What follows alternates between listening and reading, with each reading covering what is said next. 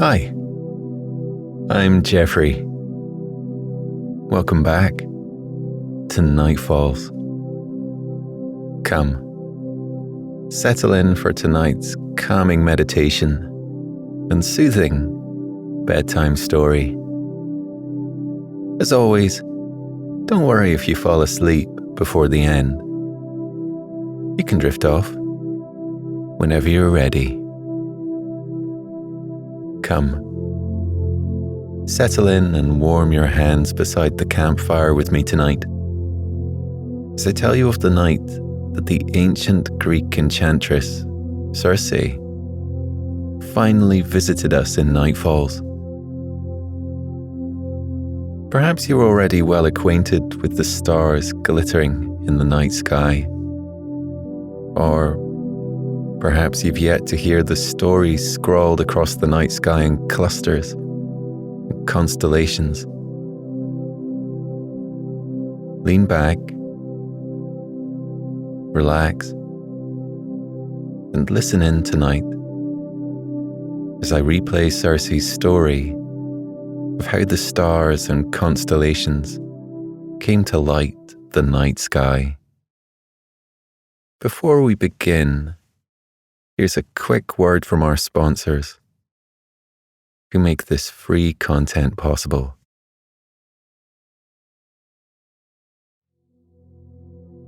Just before I travel back down memory lane, perhaps it might be nice to take a moment to wind down and relax together. Come to a comfortable position and allow your eyes to close on the day for a final time.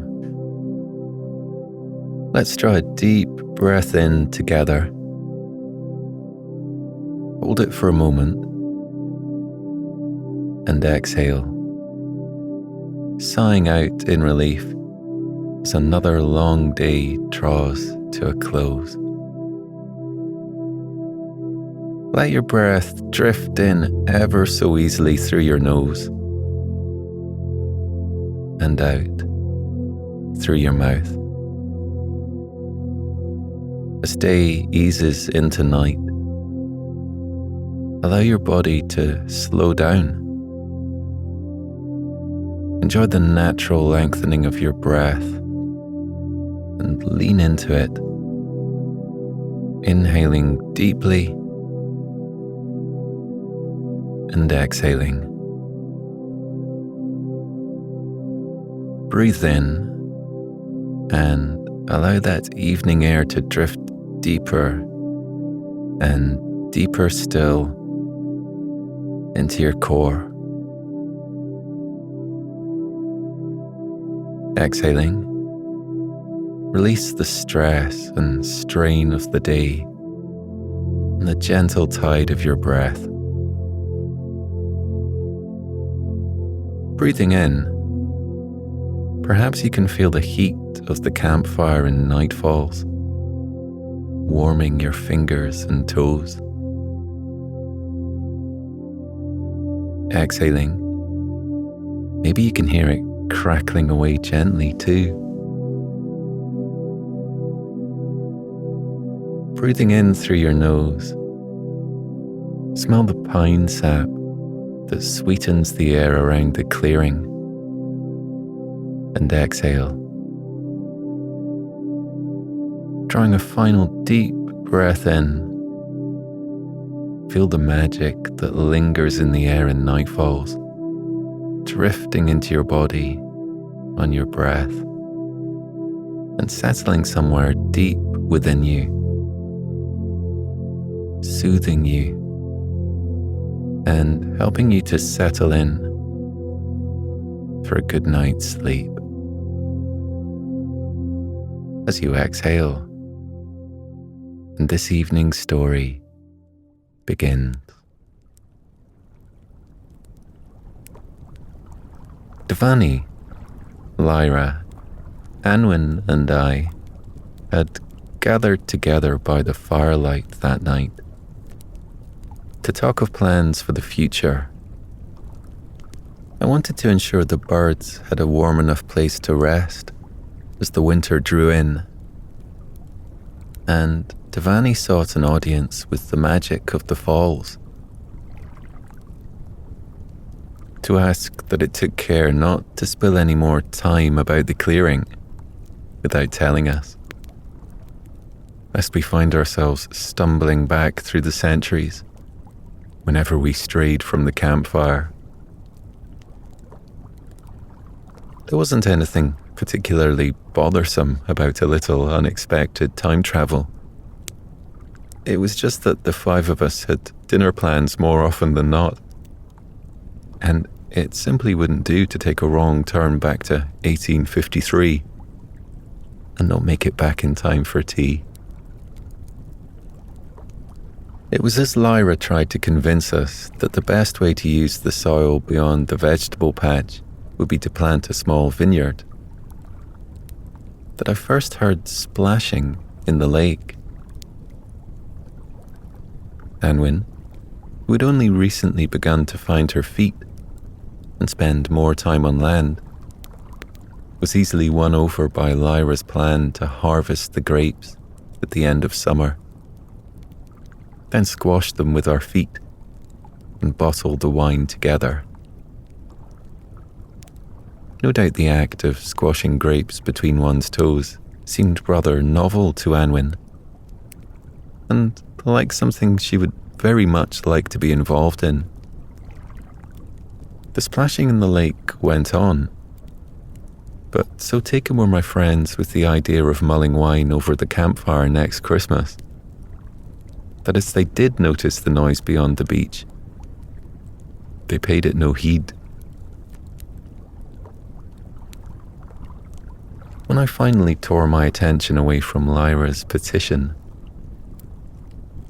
I noticed Circe paddling across the lake. She moved through the water with an ease that eluded most people. But then I suppose Circe was unlike any being I had ever known. When she reached the edge of the lake, she hoisted herself up onto the rock jutting out into it and called over to us. "I thought I might take you up on your invitation." I missed her meaning at first, but Devani seemed to catch the tail end of it, turning her attention to the ancient Greek enchantress who made her home in the world Anwen had built beneath the surface of the lake. "It was lovely to see you and the nymphs the other night," Devani called down to the beach in greeting, and in turn reminded me of our rowboat's maiden voyage a few weeks prior, where we had stumbled upon the group bathing in the moonlight a little downstream from Nightfalls. Devani rose from her stool beside the fire and wandered down to the lake. I followed her because I wanted to see Circe, of course, but also because I was completely wrapped around Devani's finger by that point and would have followed her to the end of the earth if I thought she'd let me. Circe seemed to have surfaced alone, for there was none of the usual chatter that seemed to surround her as she travelled with the nymphs in her wake.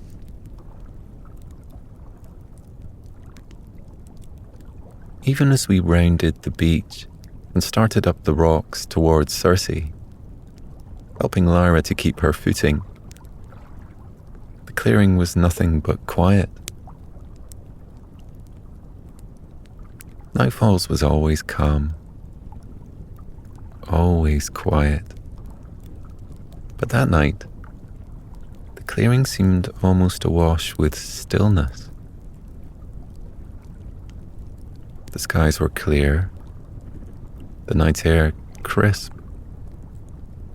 and moonlight silvered the surface of the lake. And Devani, Lyra, Otto, and I had finally reached the rock upon which our dear visitor was perched. Anwen dove deep into the lake and swam underwater out to meet us. Perhaps so as not to disturb the moonlight glazing the surface of the water. I'd scarcely seen Anwen greet anyone with such warmth as she did Circe. Their friendship seemed almost age-old. And as the night wore on, I began to think that perhaps Circe was the closest thing to a mother Anwen had ever known. Anwen was far older than I would ever be able to truly understand. So much so that I had always found it hard to imagine her young, without any knowledge of the world she found herself in, and with none of the answers I so often relied upon her for. Anwen's age and wisdom were not to be discounted, but I supposed Circe was as old as the stars, perhaps even older than some of them. And though I couldn't pinpoint precisely when the pair had met, it seemed a fair assumption that their friendship had been formed centuries ago, when Anwen was much younger and had needed someone more than she might ever care to admit. There wasn't much about Circe's life that one couldn't read about in a book. Her story was one of the classics, a Greek myth that had survived the ages and been told over campfires, just like the one in Nightfalls, for thousands of years. I'd only read a little about the ancient enchantress, but it had been enough to understand why perhaps she might have needed someone too. And why perhaps raising Anwen might have helped to heal her a good deal more than either of them realized. Circe was banished to the island of Aiaia for using her powers to transform a romantic rival into the creature Scylla. In her years alone on the island, it's said that she became an expert on all manner of herbs, plants, spices, and spells. If Lyra had known who Circe was that night, then I imagine it took a great deal of restraint for her not to quiz the demigod on the various uses of the wood sorrel and saxifrage she had found in abundance at the entrance to the caves that year. When it seemed as though Anwen and Circe were all caught up, and Otto had come to settle on Lyra's lap, Circe turned to face the moon. The clearing was quiet, save for the sound of Otto's breath as his chest rose and fell, and he drifted in and out of slumber. I watched Circe in the relative quiet of that moment and found myself recalling what she'd said when I saw her downstream a few weeks prior, basking in the moonlight. As her plans to ease into a life above land and grow accustomed to the feeling of starlight directly in her skin drifted back to me, I wondered how many hours of practice it had taken for her to be able to gaze up at the night sky as she did in that moment. The moonlight seemed almost to shine through Circe.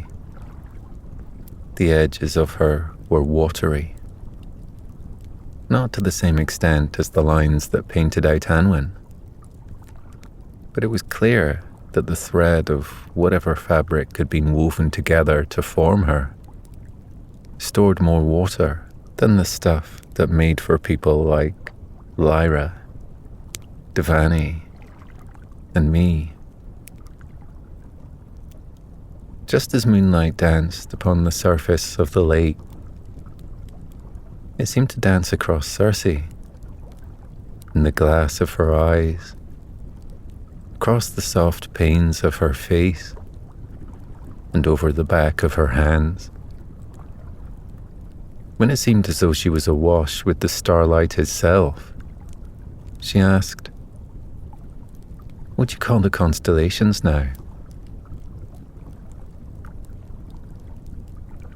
Lyra, who had long abandoned any attempt to impress those she crossed paths with, was the first to admit that she had never really made much of a study of the stars.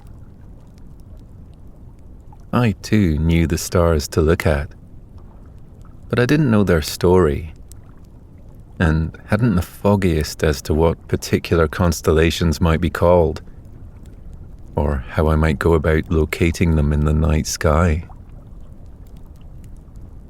I suspected Devani knew a little more than Lyra and I did, for every now and then, as we drifted off to sleep on the beach together, she would point out Jupiter, the North Star, Orion, and the Big Dipper.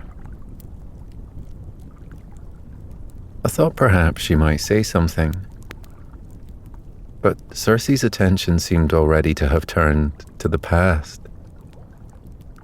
and I can't imagine I was the only one of us leaning in a little further and listening closer to hear what stories of the skies she might dredge out of the past for us.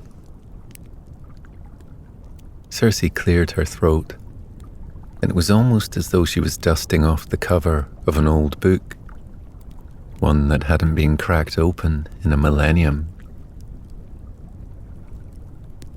"Perhaps you don't use them for the same purposes anymore," she began. "But when I was a little girl, what we thought we knew about the world, we learned from the night sky. Tonight has been in my stars and on my cards for centuries now. This moment, and 1,000 others like it, have been foretold over the course of my lifetime. I've always found it a great comfort to know that from the moment you draw your first breath, the person you'll grow into and the things you will do are already laid out for you. Your story is already written. It has been scrawled across the night sky for centuries. The irony doesn't escape me that the twists and turns in life's path that seem always to take people by surprise have all been foretold in the stars. Make no mistake, your path was carved across the night sky long before you even knew what to call the moon or the stars. Back when we had nothing better to do but look up and wonder about the world. Back when we were first trying to form some sort of understanding of it all. People read your story in the stars. Whether or not you believe the stories I tell you about the stars, it's worth considering that when you already think your destiny to be preordained, you can relax into life a little more. I don't concern myself with where I'm headed anymore, or worry over what people might think of me as I make my way there. The choices I make always seem to lead me to where I'm supposed to be. The things and people that are meant to come into my life always do in the end. Look at us now. This is a date that's been in the diary for almost 3,000 years. And here I am, having arrived on time, right where I'm supposed to be, once again. Circe paused, smiling up at the stars. "That's over there," she began, drawing a deep breath in before she launched into her explanation. "That constellation is for Andromeda." Andromeda was a beautiful noblewoman, and there was a great deal of humility about her, despite having been born to the king and queen of Ethiopia. Humility wasn't something Andromeda's mother was particularly familiar with, however. The queen was renowned for being a terrible brag. The Ethiopian queen told anyone who would listen that her daughter Andromeda was the most beautiful woman in the world, more beautiful even than the water nymphs. Life was simpler back then, and idle minds were made for idle chatter. The sun had scarcely risen and set on Greece twice before news of what the Queen said had reached the hallowed temples upon Mount Olympus. I think that's how the gods first heard tell of what Andromeda's mother had said. The gods rather resented the Queen's sentiment, and Poseidon in particular, who has a tendency to be overly sensitive about the water nymphs, was irritated by what he had heard. The water god wanted to wreak havoc on the family's entire dynasty and sent forth a sea monster to ravage the coastline. Andromeda's parents had been told they could stop the monster by sending their daughter to the ocean. And soon, Andromeda found herself standing on a rock out at sea. As the story goes, Perseus, a god with the gift of flight, spotted the princess on that rock out at sea and fell in love with her on sight.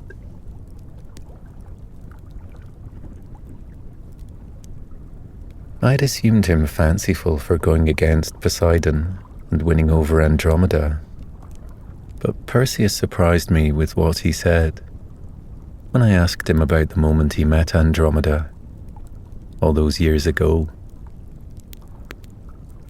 He said he had felt more in the moment their eyes first locked onto one another's than he had for anyone or anything in all the centuries he had endured before their meeting. Perseus knew the dangers that going against Poseidon posed, but he was willing to risk the wrath of the god. Ultimately, it was his heroism that won over the gods, who were ever fond of a good love story. The gods came to forgive Perseus, and in due course Andromeda. In honor of Perseus's bravery, they decided to immortalize the lovers' story by placing their image among the stars. And so, over there, you have the Andromeda constellation, and to its left, you'll find Perseus's own constellation, his very own image among the stars, resting beside his love for all eternity. Circe was quiet for a time and gazed up at the night sky as though the stars were but old friends to her, ones she had missed a little more than she realized in all the years she spent living below the surface of the water. When she was ready, and not a moment sooner. The enchantress pointed to another cluster of glittering stars and said, "We named that one after Pegasus. Pegasus was a winged horse that sprang from Medusa's neck after Perseus defeated her. I'm quite sure the horse is the only good thing to have ever come from the serpent-headed woman.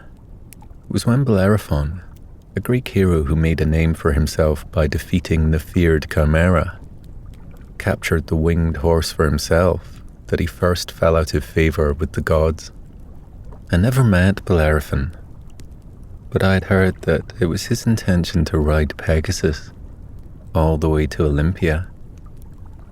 Everyone had, in Athens and even out on the islands, in the furthest corners of Greece. News travelled just as fast back then.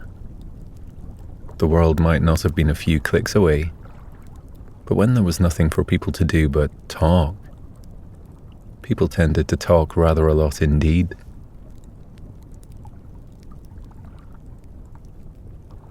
In the chatter that carried out of the city and into the mountain villages, across the Aegean and over to the islands, it sounded as though Bellerophon was certain he had earned his place amongst the gods. Zeus, it transpired, was not in agreement.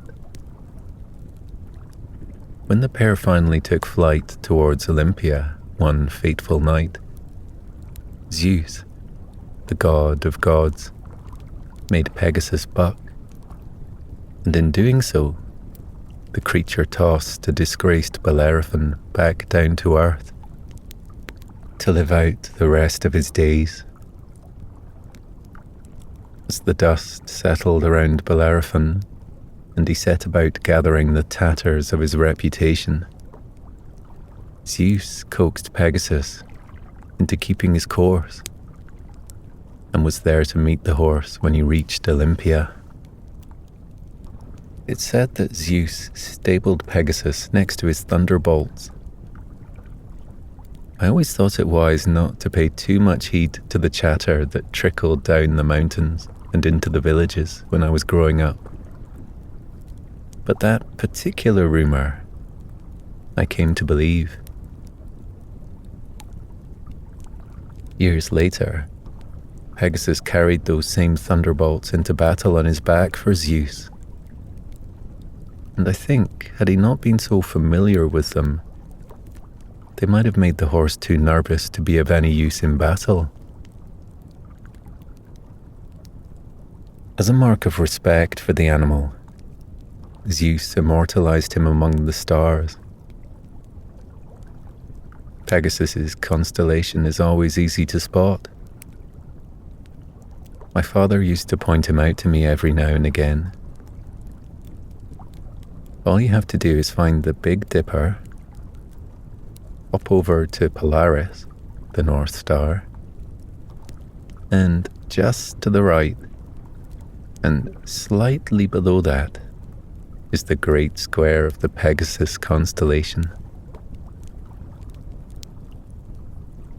It seemed as though Anwen might have heard Circe's stories before, for the twists and turns in the ancient Greek legends didn't seem to surprise her as much as they did Lyra, Devani, or me. I supposed in the years they spent building a life beneath the surface of the lake, the pair had spent a great deal of time making peace with the past, as the world above spun on without them. What about those ones? Lyra asked, craning her neck up to the night sky and pointing out a cluster of some of the brightest stars above us. That's Orion, Circe replied, clearing her throat once more as her eyes ghosted across the night sky towards its brightest inhabitants. Orion was a giant, and a handsome one at that. He was the son of Poseidon and a famed hunter for the king of Chios. Orion acted despicably and was held to account for his actions, being stripped of his ability to hunt. Years later, he petitioned the gods, and they sent him to the palace of the rising sun, where my father Helios makes his home. Helios restored Orion's abilities. Most don't think that it was a kindness the giant deserved, but that's the story nonetheless. When they finally placed his image among the stars, the gods made sure to place the image of animals around him, for him to hunt across the night sky and into eternity. Beside him is Lepus, the rabbit, and Taurus, the bull. Orion was stung by a scorpion, and so the Scorpius constellation is set far away from Orion's own, in theory so that it can never hurt him again. According to myth and legend, the sun is simply the chariot that Helios, my father, charges across the sky each day. He sets off from his palace in the east and drives it across the sky to the Western Ocean, where he sets it to rest every day. It's said that Helios sees all that the sun touches, and it certainly felt that way growing up. For my siblings and I scarcely got away with any of the mischief we thought we might have, though I can't quite face the heat of the sun yet. It's been rather nice to see my aunt again. Selene, my father's sister, is the goddess of the moon. She doesn't have a temple atop Mount Olympus like most of the gods. With the moon as her chariot, it was thought unnecessary, given that, if the story speaks true, she's visible to all every night. It feels like a millennium has passed since I stood before her. But I remember Selene well. She was beautiful, ethereal even. A crown with a crescent moon atop of it was forever balanced on her head, and I always rather hoped that one day I might turn out just like her. Selene knew love in its truest sense, and cast even Zeus aside in order to devote herself to Endymion, a human shepherd. Selene is immortal, primordial, a true child of the Titans. The power she possesses is a rare one, and is envied the world over. She has the ability to grant sleep and light the night. Selene has always had time at her beck and call, the clock hands seeming to turn at her every wish and whim. My aunt is ever changing, morphing with the phases of the moon, night after night.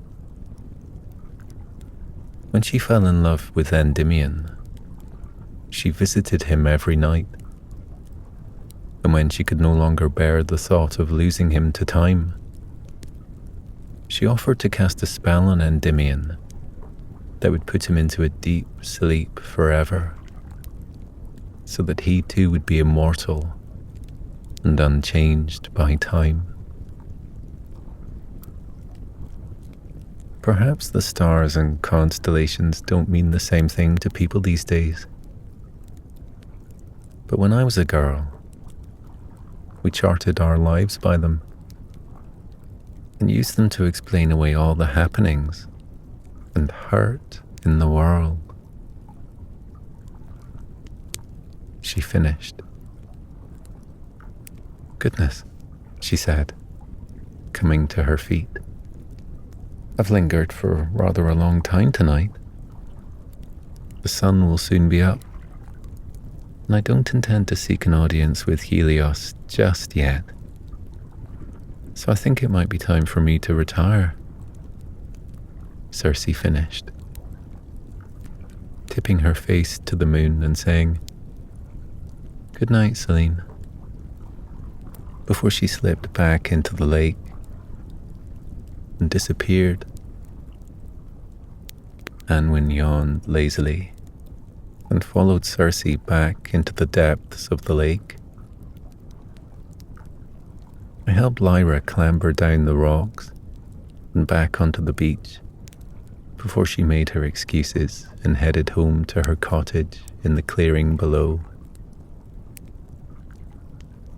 I bundled a snoring Otto up into my arms and carried him along the beach a little to the spot Devani and I tended to rest our heads. As I stretched out beneath the night sky that night, I couldn't help but think that the stars looked a little different. For the first time, I felt as though I knew their story. I felt as though I knew the millions that had come before me and looked up at the night sky only to tell themselves the same stories Circe had told us that night. My eyes drifted closed, but the image of the night sky seemed almost etched into my mind as I drifted off to sleep that night.